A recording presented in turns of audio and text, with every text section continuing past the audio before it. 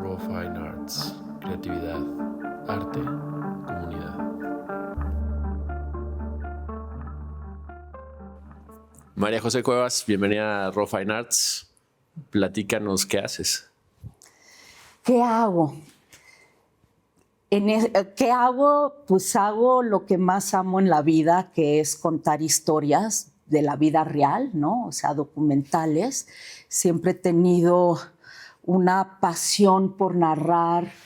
Dicen mis amigos que me siento y siempre narro así, con todo lujo de detalles, historias que igual pasarían desapercibidas, pero me gusta observar para después compartir. Me gusta observar los detalles de la vida, de lo que pasa frente a mí. Siento que esa curiosidad es lo que me ha acercado al documental. Entonces, pues eso es lo que hago hoy en día, fijarme en el detalle para después compartir historias y retratos. Creo que lo que me gustan son los retratos. ¿Ves tus documentales como retratos? ¿Un gran retrato? O sea, si pienso en mi primer documental, que es Bellas de Noche, pues sí, ¿no? Sí es un retrato, y creo que en los retratos es donde nos espejeamos, ¿no? Juan Gabriel también termina siendo un retrato de un personaje privado y un personaje público, ¿no? Donde es donde conectamos con los personajes que terminan siendo estos retratos, ¿no? La Dama del Silencio es un retrato del sistema judicial, ¿no? De este país, ¿no? Que es tremendo. No termina siendo un retrato de la asesina serial, pues, porque eso era lo que no me interesaba hacer. No me interesaba abrirle el micrófono a este tipo de personajes.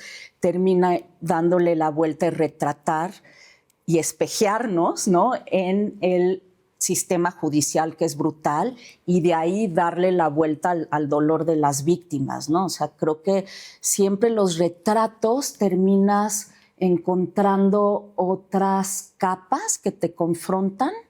En Bellas de Noche termina siendo que te confronta, donde conectas con unos personajes que fueron vedettes, ¿no? Al final es difícil, ¿no?, enfrentarte o confrontarte con una vedette, porque pues, son personajes muy particulares, pero el paso del tiempo, la pérdida de la juventud, eso es lo que termina pues siendo universal, ¿no? Todos vamos para allá, cómo vivimos eso. Entonces siento que eso termina siendo mi exploración, ¿no? Personajes que son de la cultura popular, ¿no? Por ahí viene, yo creo que la conexión entre mis proyectos. Y vienen también de mi manera de mirar desde niña. Vengo de una familia cinéfila. Mi papá era artista plástico, pero era muy cinéfilo. Veía mucho cine mexicano de la época de oro. Mi hermana Jimena había estudiado cine, entonces desde niña me acuerdo que nos íbamos de pinta. Mi hermana, que me lleva 9 años, en vez de ir a la escuela, vivíamos en París, y nos bajábamos en el camión para ir a la Cineteca en París, pues a ver películas de Fred Astaire y como todo. En las matinés en la Cineteca pasaban todas estas películas del cine clásico de los años 30. Yo me acuerdo, te digo, veía las películas de Fred Astaire. Entonces, desde niña tuve como ese acceso al cine, a través de mi papá y a través de mi hermana Jimena. Pero después, típico, ¿no? A los 17 años tienes que decidir lo que vas a estudiar y lo que vas a hacer el resto de tu vida, que se me hace así lo más absurdo del mundo, ¿no? Porque además tienes la presión de, ya te tienes que inscribir a la universidad, ¿qué quieres hacer? Wow, ¿no? O sea, yo sí regreso el tiempo y pienso en la María José de los 17 años. Soy completamente otra persona. Y tampoco tienes como la seguridad, y a pesar de que yo siempre había amado el cine, en ese momento me acuerdo perfecto que no quise estudiar cine porque no quería repetir lo que había estudiado mi hermana Jimena, ¿no? Como que qué raro. No quería estudiar pintura porque qué raro hacer lo mismo que hace mi papá. Y entonces, en la universidad, en la preparatoria, en la clase de arte, me habían puesto a hacer un diseño de un cartel y me divertí mucho. Y dije, mira, pues ya me inscribo a diseño gráfico. Y obviamente pasó el tiempo y me aburrí enormemente de hacer diseño y me dio una crisis existencial ya ahí por los 20 y tantos años. Y mi hermana, una vez más, que es videoartista, ¿no? Dejó de hacer cine, pero se dedicó al videoarte, me invitó a tomar un taller de video en el Laboratorio Arte Alameda y me regaló una camarita. Entonces, ahí otra vez empecé de manera obviamente muy personal a empezar a retratar con esta camarita pues todo lo que me daba curiosidad, que es un poco, pues termina siendo lo mismo que el documental. Entonces me iba a fiestas y filmaba todas las fiestas, después las editaba, y hacía mucho autorretrato. Creo que eso también del autorretrato termina siendo como, claro, cuando tienes tu cámara, estamos hablando de cuando no había celulares y las...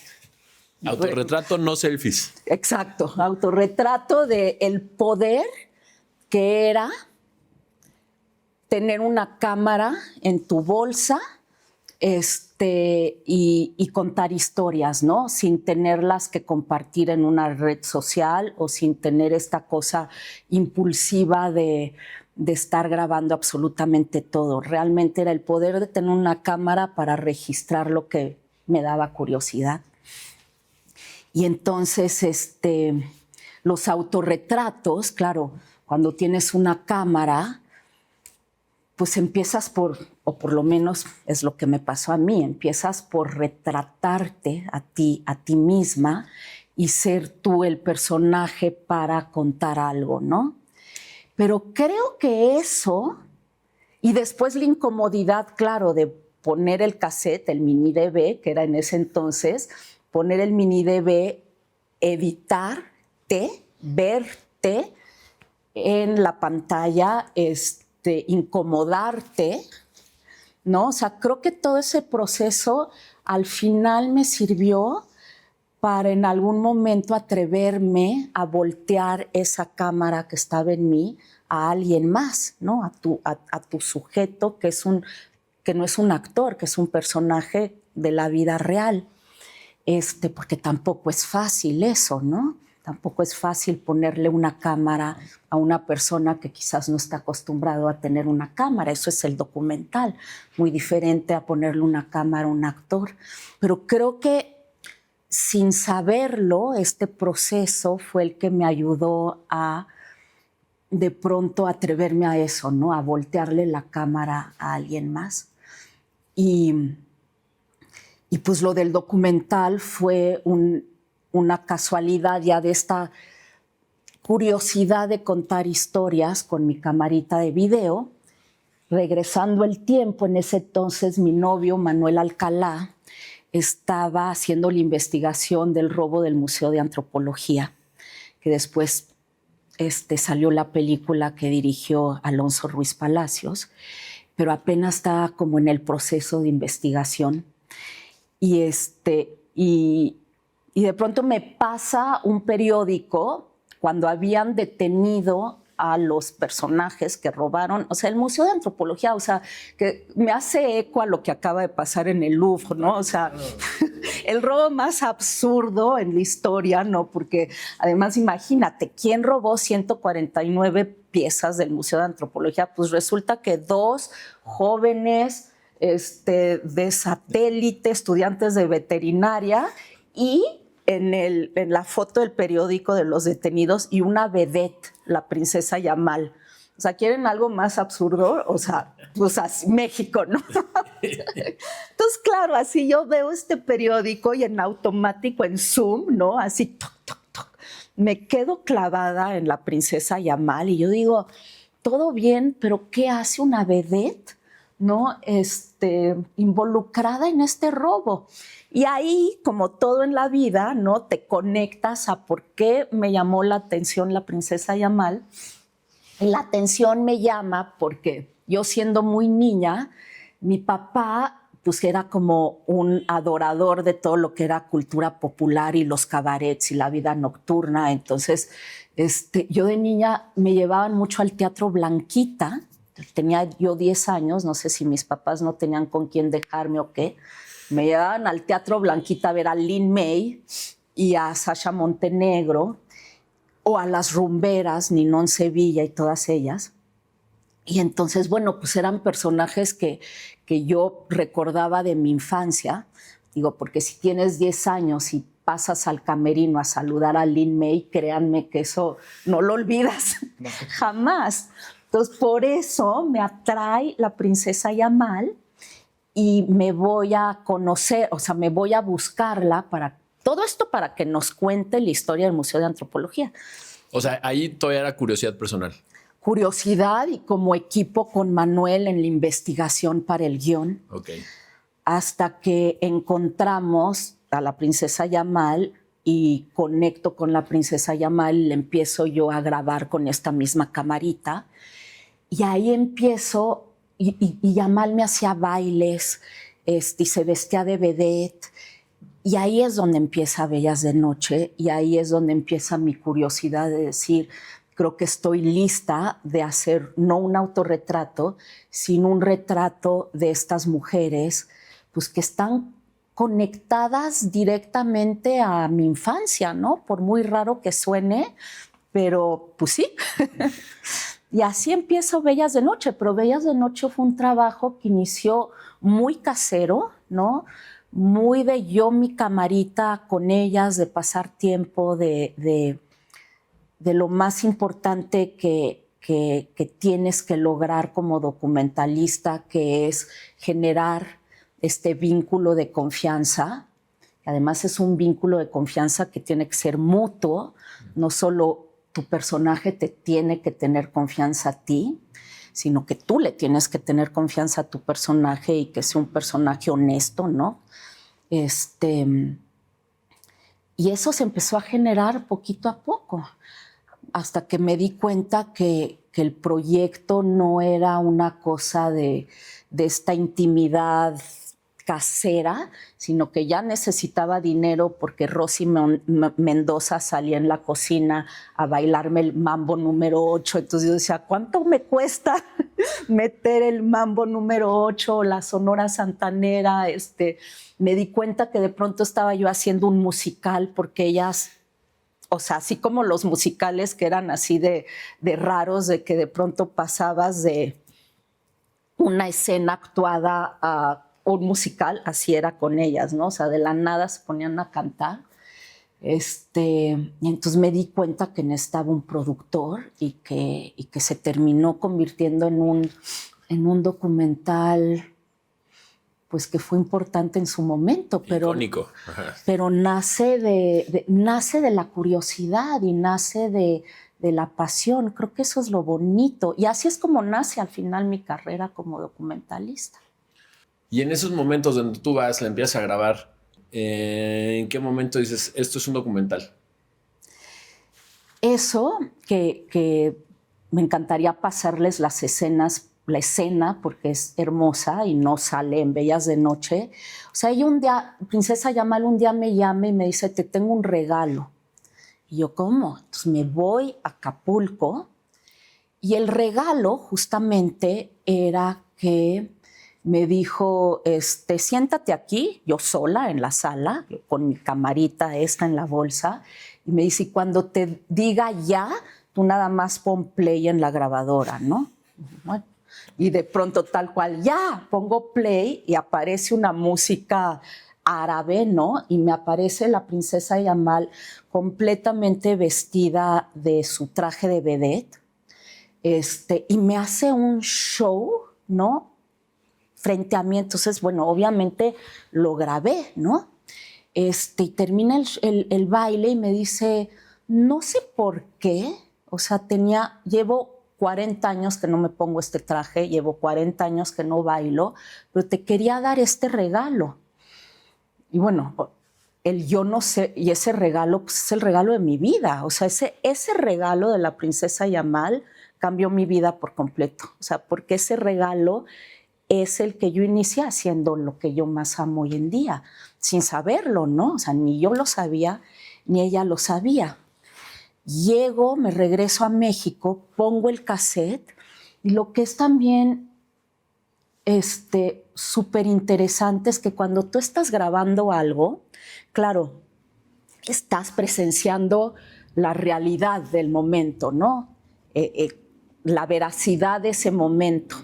Pero cuando tú llegas a tu casa y pones el cassette y esa realidad la ves en una pantalla, o sea, cobra como la imagen, empieza a cobrar como otro significado y empiezas a ver cosas de una diferente manera de lo que estás viendo cuando estás cara a cara. Y eso me pasó. Cuando pongo el cassette me doy cuenta que es esta mujer, ¿no? Que de alguna manera me quería presentar al personaje que alguna vez fue y al personaje que una vez la gente idolatró y la gente aplaudió, que ese personaje, Princesa Yamal, ya no existía, la que existía era Isabel, ¿no? O sea, una vez más, ¿no? La dualidad del personaje público-privado, y en esa escena había tanta nostalgia, ¿no? O sea, era una especie de orgullo de quién fue, pero eso ya no existían las vedettes, ya no existen los cabarets, ya no existía la vida nocturna. Entonces, cuando yo veo esta imagen, digo, o sea, aquí hay una historia, ¿no? ¿Por qué no buscar a todas estas vedettes que yo me acordaba de la infancia? Y cuando las encuentro, lejos de encontrar esta decadencia de la cual pues, en todos los programas de chismes y amarillistas hablaban, ¿no? O sea, ya estaban presentes a partir del amarillismo. Pues me encuentro estas mujeres, ¿no? Pues que estaban luchando con el paso del tiempo, pero también estaban intentando reinventarse, ¿no?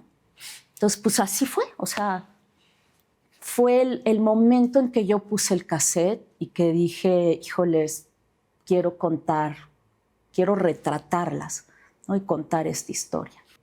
La honestidad, yo creo que tienes que ser muy honesto siempre, muy honesta con tu historia y con tu personaje. La historia la vas descubriendo, ¿no? O sea, la historia, por más que escribes una sinopsis, ¿no? De lo que quieres hacer,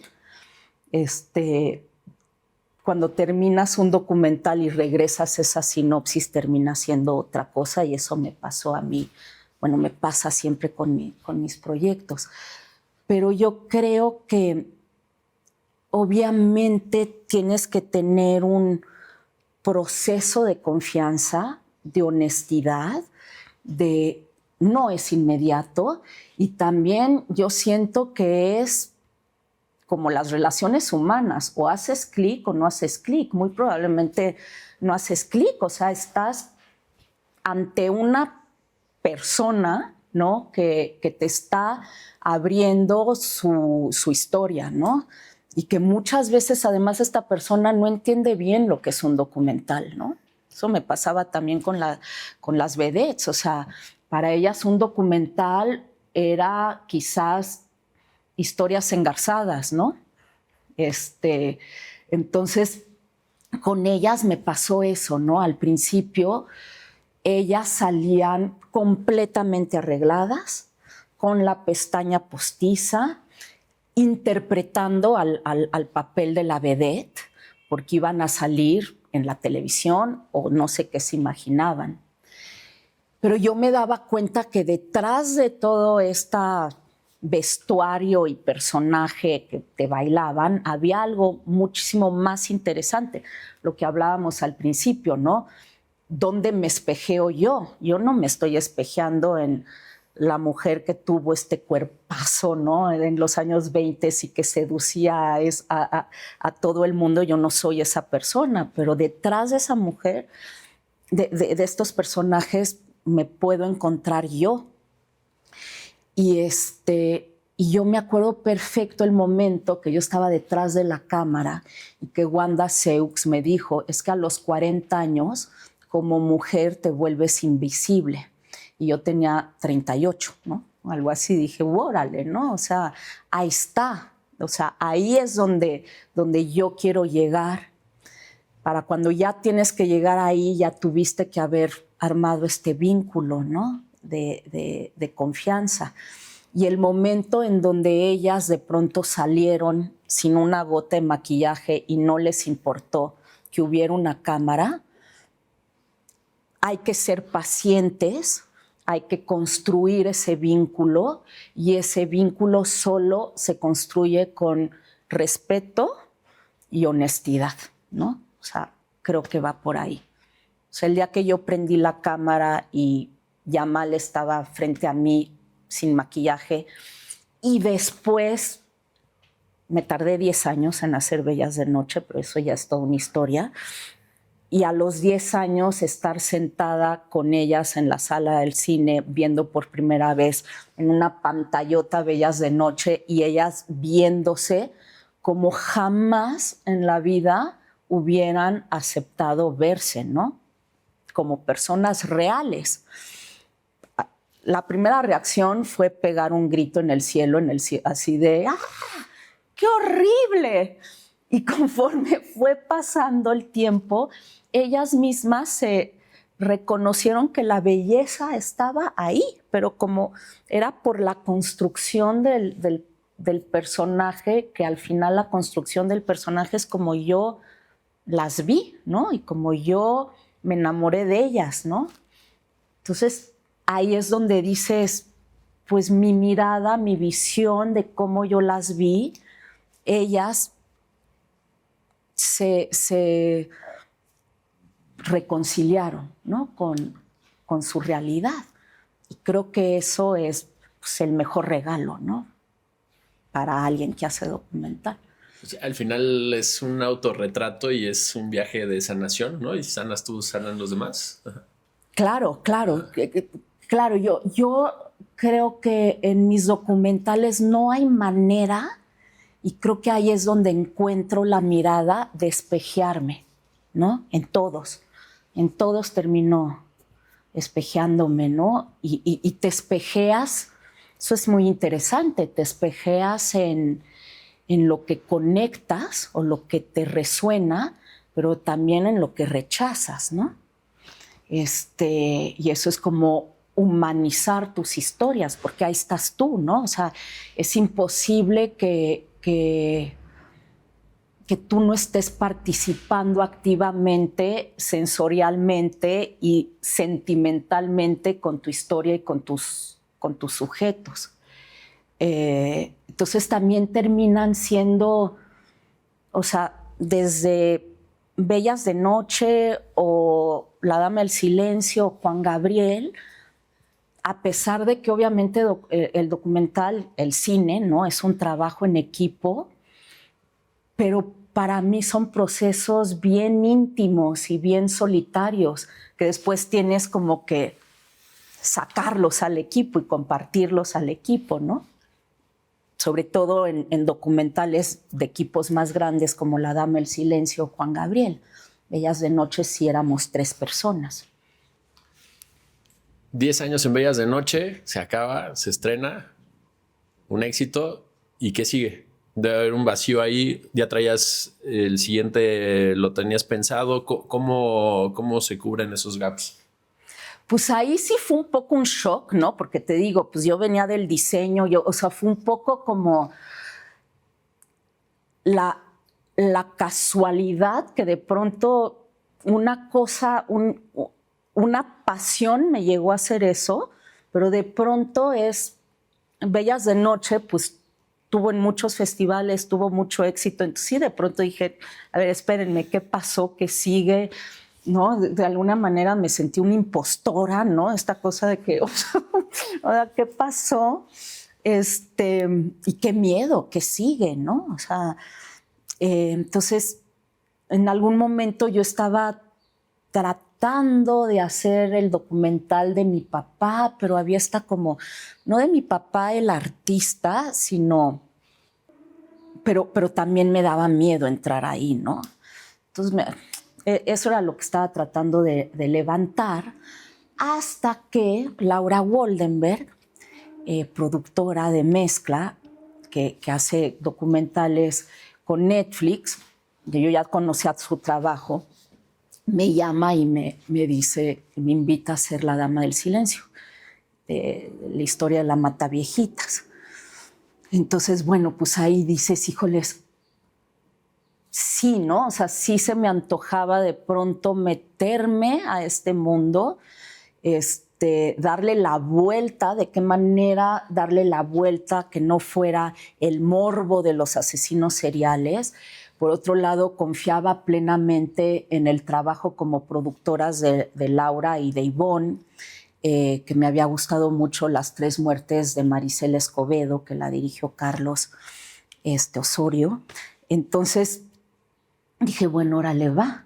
Pero claro, de hacer algo completamente casero, independiente, libre, de pronto pues llega a una plataforma como Netflix. Y tal cual, el primer día de rodaje, o sea, yo me sentí Spielberg, o sea, llegué, o sea, de mi camarita Vixia, o de mi 5D, con lo que filmamos Bellas de Noche, de pronto el primer día de llamado era gente, con cámaras, luces, producción, todo, ¿no? Y dije, ay, o sea, no les puedo explicar el vértigo, o sea, sí fue como, no, la impostora que tenía este miedo, no, ahora tengo más miedo, o sea, yo no sé dirigir un crew, ¿no? O sea, sí fue un... Pero, o sea, lo que amé antes de llegar a la filmación, que es lo que más amo de los documentales, es todo el proceso de investigación. Entonces, porque claro, ahí es donde estaban Carla y Mariana en la investigación, que nos entregaban los expedientes, las líneas del tiempo, con Miguel estructurando el guión.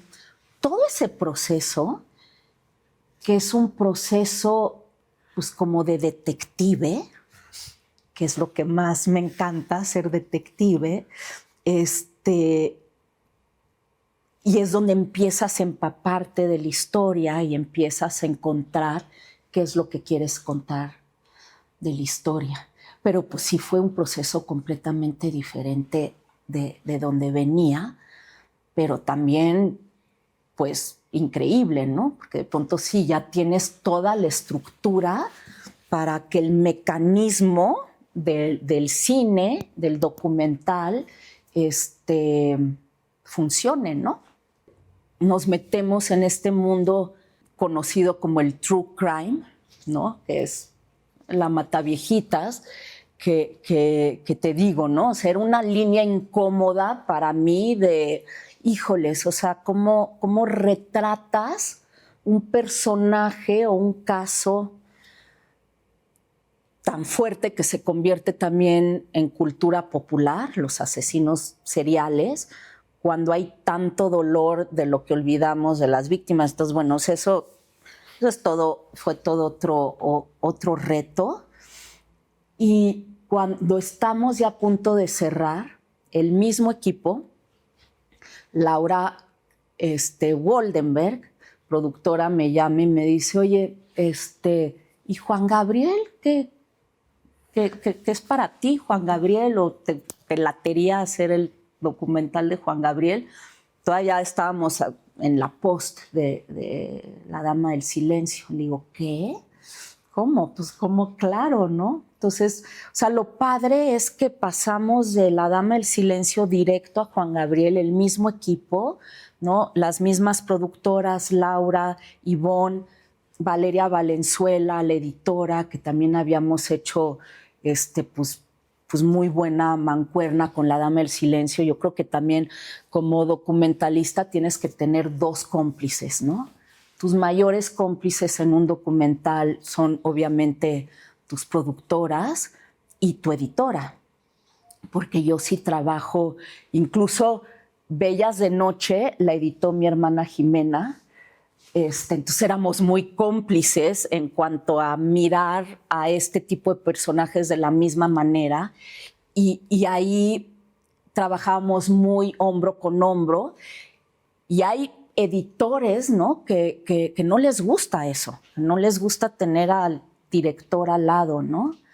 Y a mí al revés, o sea, yo creo que es muy diferente en una ficción que en un documental, porque en un documental estás construyendo la película en la edición, estás seleccionando, estás armando un rompecabezas de escenas que finalmente las filmas como algo suelto, ¿no? No como un guión armado de una serie. Entonces, para mí el trabajo hombro con hombro con un editor es fundamental. O sea, creo que un proyecto como Juan Gabriel, que ese sí, para que veas, es el reto más grande de mi vida y de mi carrera, fluyó como fluyó porque repetimos el equipo de La Dama del Silencio, ¿no? Que además es un equipo pues así también de muchas mujeres, ¿no? Que de alguna manera compartimos, no quiero ser así de que los hombres, no, pero es como una mirada y sensibilidad de un lenguaje que, pues más que un lenguaje, como de un retrato, ¿no? De lo que queremos sacar. Y teniendo, obviamente, a Bernardo Loyola en la cabeza de Netflix. Entonces, o sea, siento que es cuando los equipos, ¿no? funcionan y se entienden y te haces cómplice y caminas de la misma manera, las cosas fluyen. O sea, si no, cuando me invitan al proyecto y quedo yo como directora, claro, lo primero que me pregunté fue, ¿y ahora cómo? Pensando en Bellas de Noche, ¿cómo voy a contar la historia de un personaje que ya no está vivo, ¿no? O sea, es muy diferente a Bellas de Noche. ¿Cómo llegas al corazón que logré llegar con Bellas de Noche, que creo que eso es lo bonito de Bellas de Noche, o al alma del personaje, si ya no voy a tener chance de pasar horas con él, de prenderle la cámara, de este vínculo que hablábamos como de la confianza, el enamoramiento, el proceso de enamoramiento, ya no hay eso, ¿no? Entonces eso me dio un montón de miedo y dije, híjoles, qué flojera hacer un documental de entrevistas de gente hablando de Juan Gabriel con ahí algunos archivos. Al poco tiempo, el hijo de Juan Gabriel le manda a Laura Goldenberg, le preguntamos con qué contábamos de material, ¿no? Y al poco tiempo le manda esta foto de una bodega con cientos y cientos y cientos de todo tipo de cassettes. Super 8, mini DVs, Betacams, Hi 8, todo. Y Laura me habla y me dice, híjole, o sea, se te van a caer los calzones, o sea, así me dijo. Pero no teníamos ni idea. Entonces, o sea, todavía yo estaba tratando de entender qué historia íbamos a contar de Juan Gabriel, ¿no? Y cómo, por lo que digo, él ya no está vivo, ¿cómo la contamos? Pero conforme fuimos tuviendo acceso a esta bodega, eso fue la magia de este proyecto, porque eran cassettes que muchos de esos cassettes venían con hongos, que tuvimos que mandar a restaurar y un poco guiarnos por las etiquetas, que las etiquetas eran lo más tentador del mundo, porque este cassette con hongo decía Alberto que así se llama Juan Gabriel en la vida real, Alberto con bigote bañándose. Ya como no, bueno, o sea, aunque tenga kilos de moho, o sea, hay que procesar esto, ¿no? O sea, pero imagínense el voto de confianza de la familia, ¿no? De entregarnos esto, o sea, empezando por ahí. O sea, ellos no tenían ni idea de qué nos estaban dando, ¿no? Yo creo que justamente este voto de confianza viene a partir de que conocían nuestro trabajo, no solo el mío como directora de los documentales, pero el tipo de documentales que también hacen mezcla. Entonces, el proceso de entender la historia que queríamos contar o que me interesaba era justo, la historia de Juan Gabriel se ha contado miles de veces, ¿no?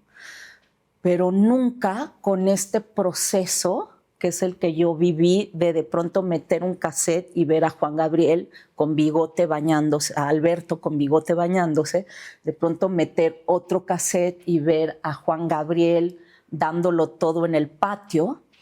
Todo el tiempo, al ir revisando estos materiales, que además me sentía una espía y una voyerista, pasaba todo el tiempo de eso, de lo privado y lo público, de Alberto a Juan Gabriel, que además esta dualidad, él jugó con ella siempre, ¿no? Existe esta famosa autoentrevista. Sí, increíble. Que se entrevista el uno al otro, ¿no? Y entonces era un poco la fama, ¿no? Y la vida privada, ¿no? ¿Qué hay? ¿Cuál es ese diálogo, no? Que se me hacía interesantísimo. Y claro, yo no conocía a Alberto Aguilera. O sea, obvio, cantaba a Juan Gabriel, ¿no? Que lo conociera como una gran conocedora, cantaba a Juan Gabriel. Pero al estar viendo toda esta intimidad de Alberto Aguilera, todavía sentía que era más grande Juan Gabriel y que lo entendía mejor. Entonces, ahí es donde dije, aquí está la historia, ¿no? Él se distinguía en sus etiquetas como Alberto y también cuando era Juan Gabriel, él escribía a Juan Gabriel, no tenía muy claro a quién había grabado. Totalmente, y eso era, claro, llegaron cajas y cajas de todos estos cassettes, y era tal cual, en una etiqueta Juan Gabriel o JG, en Bellas Artes, ¿no? Alberto, viaje, Chiapas. Y había esto. Ahora, imagínate la visión del personaje, porque nos dimos cuenta que era el material más antiguo que él tenía. Lo más antiguo, obviamente, eran los Super 8. Los Super 8 eran de 1972, 73. El personaje Juan Gabriel empieza en 1971. Entonces, esto quería decir que muy, muy jovencito, con su primer dinero que gana, se compra esta cámara Super 8. Pero es Alberto el que está grabando a su familia, los viajes, ¿no? Como una cotidianidad, con esta magia fantasmagórica que te da el Super 8. Y poco tiempo después, la locura de darse cuenta que el personaje de Juan Gabriel que él creó ya está siendo un personaje importante. Entonces, de pronto, a los pocos años, ya empieza a ver un camarógrafo dentro de su mismo equipo de trabajo que empieza entonces a documentar los conciertos, las giras, ¿no? Al personaje. Pero eso es muy pronto para que él diga, tengo mi camarita Super 8, la cual después se convierte en un VHS, ¿no? O sea, y voy a grabar cuando a mi hijito se le cae el diente, ¿no? Lo que graba cualquier persona, o mi fiesta de cumpleaños. Pero quiero que quede registrado quién es Juan Gabriel. Y eso fue brutal. Realmente. Y regreso a lo que les decía, al miedo que me dio el no tener a un personaje vivo y no lograr encontrarle el alma, porque no iba yo a poder estar y pasar tiempo con él. Y de pronto termina pasando absolutamente el sueño que yo tenía, que él estuviera vivo para poderlo retratar. Pues no había manera de yo llegar a esa intimidad de la manera en que llegué a esa intimidad con lo que él había grabado. O sea, creo que si él hubiera estado vivo, incluso hubiera sido más difícil conocerlo, ¿no? Y aquí lo que era increíble era, no está vivo, pero te estoy conociendo muchísimo, ¿no? Y te estoy entendiendo y estoy llegando a tu corazón. Y lo que hablábamos ahorita del espejearse, ¿no? O sea, de pronto yo me empezaba a espejear en Alberto, y cuando me peleaba con Alberto y decía, híjoles, sí es ser humano, sí tiene defectos, ¿no? O sea, sí es este Dios que sí, ¿no? Tiene estos defectos. Cuando me pasaba eso, ponía yo cualquier concierto de él y me volvía a hincar. Entonces decía, esto es lo que tengo que lograr, ¿no? O sea, esto, la experiencia que yo estoy viviendo al recorrer estas horas de material son las que quiero lograr y que la gente que la vaya a ver tenga la misma experiencia. Por eso también la decisión de no cortar a entrevistas de cabezas parlantes, para que la experiencia de todos sea un poco la experiencia que tuvimos como equipo de sumergirnos, espiar todas las décadas a través de sus archivos sin distraernos, ¿no? De ahí que fuera una experiencia completamente sumergible, ¿no? Lo que pasa es que a mí me habían invitado o sea, la idea principal era hacer un largometraje de 90, máximo, ya así rayando 120 minutos, ¿no? Un largo, un documental. O sea, ese era mi contrato inicial. Todo esto sin saber que nos íbamos a encontrar este tesoro, ¿no? Otro regalo. Otro regalo. Y no, el máximo, sí, ese regalo y el regalo Yamal de te voy a bailar son como los dos regalos más grandes. Y entonces entregamos un corte de 5 horas y cachito, algo así, ¿no? A Netflix, a Bernardo.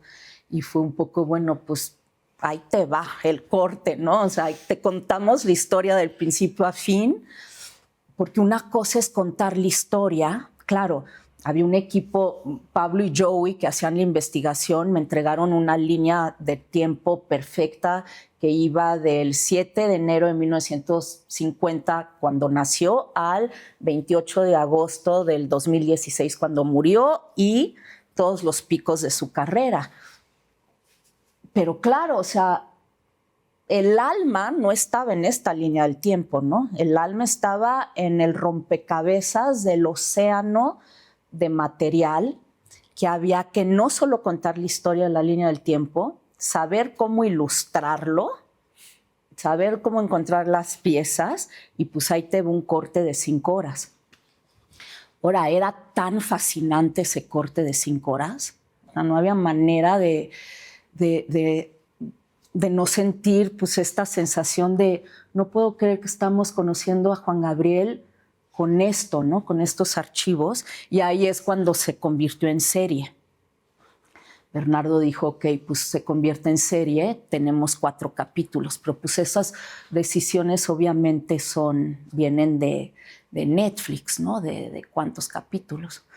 Y entonces ahí ya te tienes que acotar, ¿no? Decir, y ahí pues la gran tragedia es todas las maravillas que quedaron fuera. Claro, serán muchísimas. Bueno, ¿no? Imagínate. Sí. Yo creo que él tenía plena conciencia de lo grande que era, ¿no?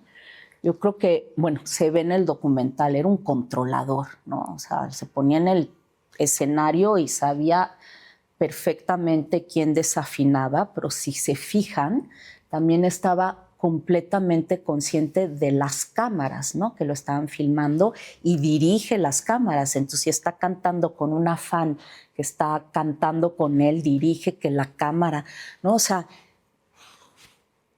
era un documentalista, o sea, un documentalista en un momento que volvemos a lo mismo, no era esta inmediatez de tener un celular en tu bolsa para filmar todo, ¿no?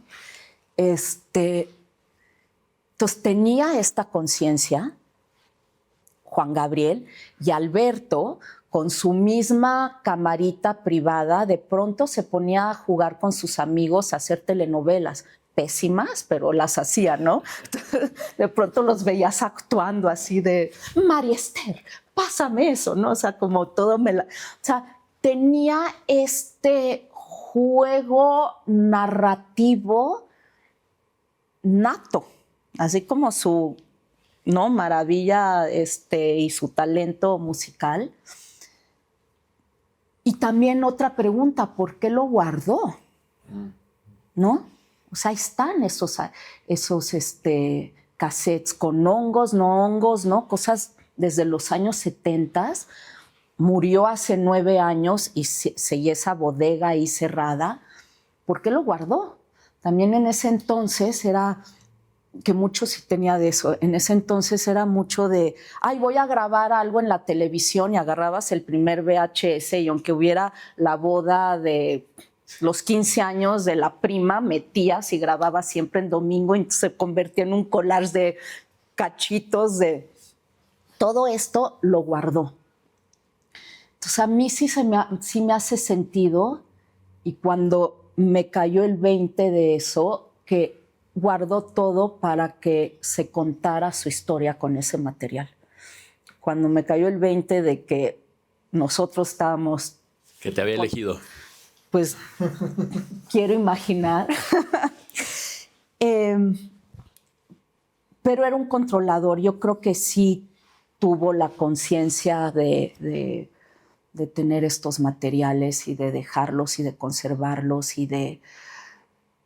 Hay un momento que quedó fuera del documental, que cada vez que lo veo lo extraño muchísimo, como en 1984, o sea, tenía él 34 años, muy jovencito, en la época de Querida, que justo Ricardo Rocha le pregunta que si él cree pues, en la eternidad, ¿no? Claro, como artista, y responde y dice, créame, señor Rocha, que si yo me muero en 15 minutos, ya pasé para la eternidad. ¿No? Y claro, o sea, tenía esa conciencia. Y claro, para conocer al personaje y entenderlo, también mi proceso fue fijarme absolutamente en todos estos detallitos que me iban construyendo a los dos personajes, ¿no? ¿Qué dijo? ¿Cómo lo dijo? La mirada, si estaba de buen humor, de mal humor. Platícanos, para ti, ¿qué es la creatividad? Es vida, ¿no? O sea, yo creo que sí, la creatividad es que la creatividad de entrada, ¿qué es estar vivo? Absorber absolutamente todo tipo de emociones y sentimientos. Eso es lo que nos hace estar vivos, ¿no? Y mi proceso creativo es eso, o sea, paso de la emoción al miedo, a la duda, a la certeza, ¿no? O sea, a la inspiración, o sea, no hay nada más bonito que sentirte inspirada, ¿no? Y eso es la creatividad.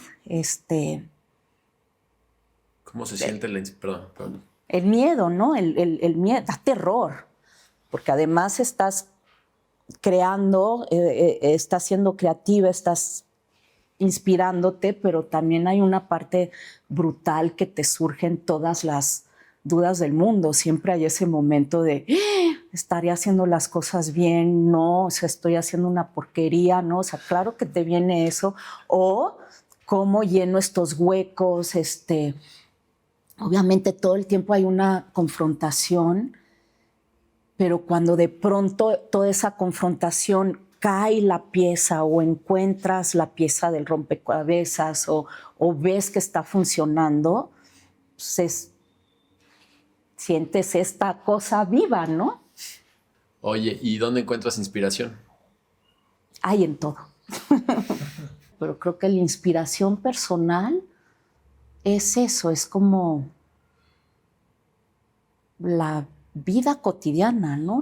El observar, igual hay cosas que te llega la inspiración o que te están contando, que te estás creando una historia, ¿no?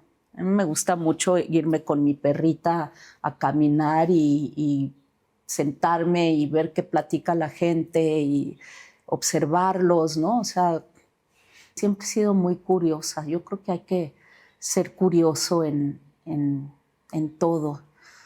Y lo reflejé mucho ahorita con Juan Gabriel, o sea, porque yo pasaba, de entrada, dejé de ver a mis amigos estos 2 años y medio. Estaba yo de lunes a domingo, me paraba de la cama y en pijama me ponía a ver la vida de Juan Gabriel, porque me divertía ya más de estar viendo la comida de Juan Gabriel con sus amigos que irme yo a comer, o sea, con mis amigos, o sea, quería estar ahí, pero tiene que ver con la curiosidad y el fijarme en el detalle, o sea, creo que cada segundo de ese material lo vi porque me quedaba claro que en el detalle estaba la historia, ¿no?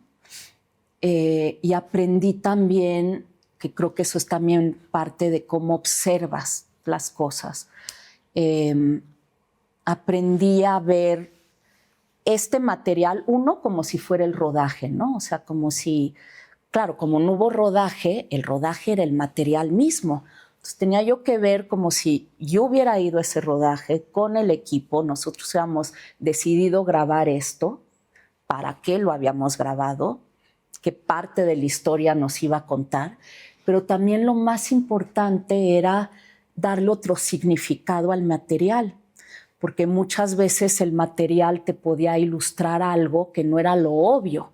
Entonces muchas veces yo veía el material sin audio, porque igual la imagen era la que te estaba diciendo mucho. Entonces, tal vez era una imagen súper poderosa, pero si tú ponías audio, estaban hablando de que el coche se descompuso y había que llevarlo al mecánico. Lo que estaban diciendo no era nada interesante y no nos ayudaba a construir nada, pero igual la imagen solita te estaba diciendo algo que después podías como armar el rompecabezas de, ok, tengo este audio, tengo esta entrevista y esto dice, y esto ya lo uno con la imagen y ya cobra un significado. Pero todo eso fue un proceso que creo que ahorita, respondiendo a tu pregunta, viene un poco de esta como curiosidad que siempre he tenido de fijarme en el detalle. Entonces así es como entré al universo de Juan Gabriel, ¿no? Como resignificando la imagen. ¿Y cuál sería tu consejo para un joven creador que está buscando, o creativo que está buscando su camino? Ay, pues yo creo que ser apasionado, ser terco, ¿no? O sea, hay que ser muy, muy, muy terca para vencer, para confiar, para lograr armar equipos, para que las cosas funcionen. O sea, no hay que... Pero yo creo que la pasión te hace ser terco, no quitar el dedo del renglón, encontrar la inspiración en todo lo que te mueve, porque pues lo que te mueve es lo que te da vida y lo que te empuja a ser terco y a hacer las cosas. Y eso, o sea, ser fiel a lo que quieres hacer. Mis 3 trabajos, al final, en cuanto al lenguaje, son completamente diferentes, ¿no? O sea, Bellas de Noche termina siendo un lenguaje muchísimo más verité, muchísimo más de estar, de prender la cámara, de ver qué está pasando, de no dirigir, ¿no? O sea, un detalle de Bellas de Noche. En Bellas de Noche yo nunca, absolutamente nada de lo que ven en Bellas de Noche, les dije que hicieran. O sea, el juego con ellas fue, ustedes invítenme a su mundo, yo prendo la cámara, porque sentía que si yo les decía, oye, Rosy, ¿por qué no te acuestas en una cama de pétalos de rosa y ahí te hago la entrevista? Era lo que yo quería ver de ella. Ya era mi visión de cómo... En cambio, si Rosy me hablaba y me decía, ¿qué te parece si me pones una cama de pétalos de rosa y ahí te hago la entrevista? Y yo, claro, ¿no? Tú dime. Entonces, claro, era ellas, ¿no? Ellas cómo se querían mostrar. Entonces eso, pues yo estaba a merced de lo que ellas me invitaran o como querían que yo las retratara. Entonces era muchísimo más íntimo y orgánico, ¿no? La Dama del Silencio es un lenguaje más formal, ¿no? O sea, entrevistas a cuadro, recreaciones, una línea de investigación. Y Juan Gabriel, pues es 100% archivo, ¿no? O sea, si hablamos de lenguaje, son 3 lenguajes muy, muy diferentes en cuanto a la construcción. Pero sí siento que hay un hilo conductor en donde pues está la visión de quien hace esto a pesar del lenguaje. Y creo que para mí lo más importante es encontrar esa alma, ¿no? En cada proyecto, o sea, llevarlo más allá, lo que decíamos, o sea, que nos espejemos en las historias o en los personajes. Y lo de los gráficos, pues yo creo que como soy diseñadora gráfica, logro también comunicarme muy bien con los que hacen los gráficos en mis documentales y me importa mucho también como la estética gráfica. Pues increíble, muchas gracias. Gracias por estar acá. Ay, no, al contrario, gracias.